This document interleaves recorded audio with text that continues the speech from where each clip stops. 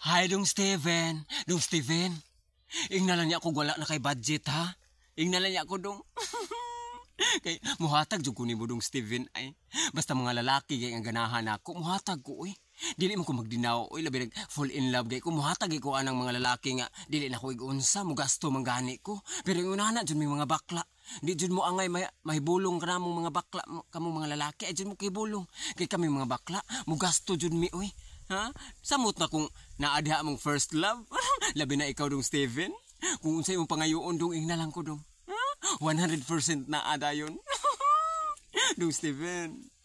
Higugmaalan jud kog tinarong dong Steven. Ha ilang ko pasakit dong Steven. Dali ra bagay ko masakitan dong Steven ay. Ha? Mamon be kay kog heart ay dali kay ko matamaan ba nya. Basin niya og mudot na ni akong gugmas imuha ba nya. Binuangan ko nimo hala ay dong Steven ay.